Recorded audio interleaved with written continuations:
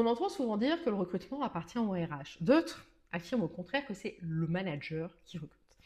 À mes yeux, ces deux visions passent à côté de l'essentiel.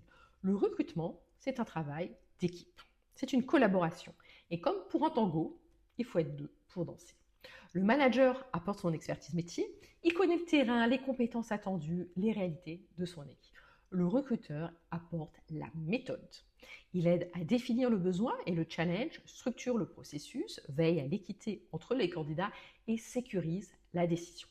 L'un ne remplace pas l'autre, ils se complètent. Mais cette complémentarité ne fonctionne que si chacun sait précisément ce qu'il a à faire.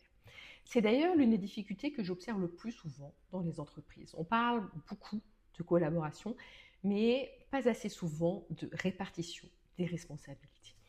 Qui définit le besoin? Qui conduit les entretiens? Qui prend la décision finale? Qui informe le candidat? Qui relance lorsque le processus s'enlise? Lorsque personne ne peut répondre clairement à ces questions, chacun pense que l'autre va s'en charger. Et le recrutement, inévitablement, ralentit. C'est précisément pour cela que je recommande de construire un RACI. Alors, derrière cet acronyme un peu barbare se cache un principe extrêmement simple. Pour chaque étape du recrutement, on définit qui réalise l'action, qui décide, qui doit être consulté et qui doit simplement être informé. Alors ça peut sembler très administratif et en réalité c'est tout l'inverse.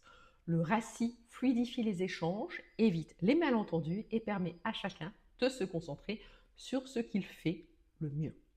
En recrutement, les difficultés viennent rarement d'un manque de bonne volonté, elles naissent beaucoup plus souvent d'un manque de clarté dans les rôles et les responsabilités.